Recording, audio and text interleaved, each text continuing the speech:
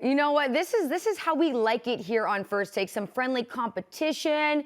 And you know, with these two, we've got some history on our hands. So Kendrick Perkins, JJ Redick. Perfect timing as we get into some very exciting NBA news because, guys, two champions returning to action this week. This first one we have been waiting literally years for. It has been 2 years now. There's optimism that Warriors guard and splash bro Klay Thompson making his return against the Cleveland Cavaliers on Sunday. That according to sources telling ESPN. A final decision on his return expected to be made once the Warriors return from back-to-back games this week on the road. And over in the East, Kyrie Irving expected to make his season debut tomorrow at Indiana after missing nearly half the season after not being vaccinated. Here's KD.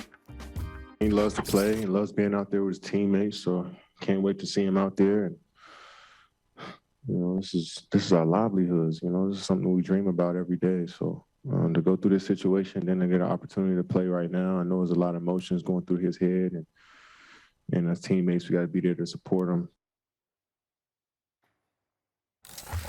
All right, the Warriors currently first in the West, the Nets second in the East. So, Perk, whose return is more impactful, Klay or Kyrie?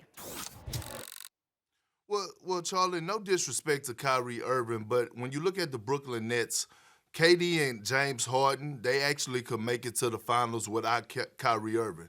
The Golden State Warriors are not making it out of the Western Conference without a healthy Klay Thompson. So when I look at these two, I'm taking Klay Thompson for the simple fact that I feel like we all forgot who the hell Klay Thompson really is. This guy's a top 75 greatest player of all time. And let me take you down memory lane. See, no disrespect to Jordan Poole, no disrespect to Andrew Wiggins. Those guys are playing phenomenal basketball right now in the regular season. But when it matters the most, Klay Thompson has showed us time and time again that he's capable of being the best player on the floor, like in 2016 in the Western Conference Finals against Oklahoma City in the elimination game on the road, Game 6, where he went for 19 in the fourth quarter when they was down 8 going into the fourth. See, the thing is that Klay Thompson takes so much pressure off of Steph Curry.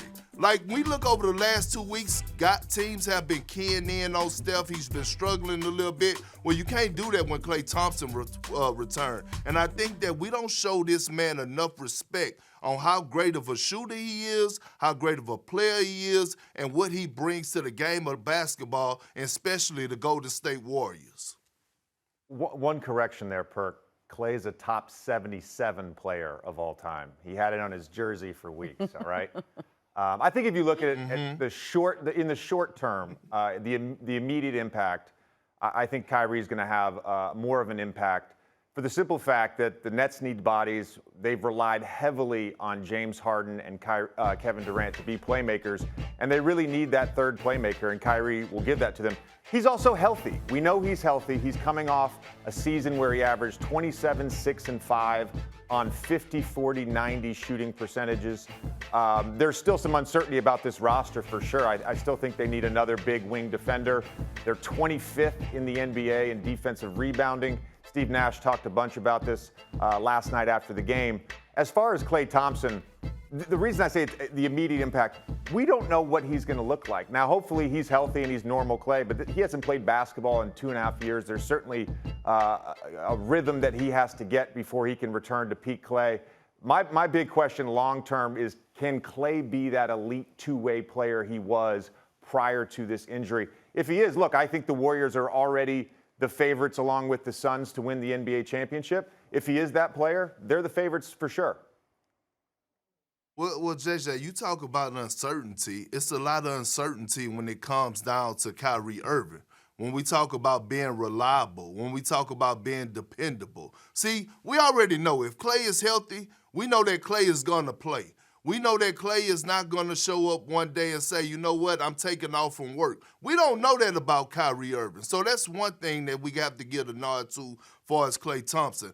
And now it's just things are different now. So when I know Klay is coming off a torn ACL and a torn Achilles, but when you look at guys like John Wall and Kevin Durant, it speaks volumes about, you know, the doctors that they have now, the technology. And Klay was supposed to return at Christmas, but, you know, he had to get more reps, get his legs back under him. But I will say this to you. The Golden State Warriors, they know themselves. Listening to Steve Kerr, listening to Draymond Green in their post-game interviews saying, hey, man, look, I know these young guys been playing well, but when Klay comes back, he's inserted right into the starting lineup because they know their ultimate goal is to win a championship. It's not impactful short-term. It's about the marathon, JJ. There's no doubt that the Warriors have a better roster fit and a better roster balance than the Nets. In terms of coming back from this injury, you mentioned John Wall. John Wall was not the same player post-injury that he was pre-injury. For every Kevin Durant that we've seen, there's 10 or 12 guys that haven't been who they were pre-injury. And I'm not saying that's the case with Klay. I hope Klay is as good as he was or better. The thing you brought up that I think is the best point you made here, Perk, is availability. And what happens if we get to April and May, and the Nets have a top 1 or top 2 seed in the East, and they're starting out both those first 2 rounds without one of their best players in Kyrie Irving because he can't play home games in New York City.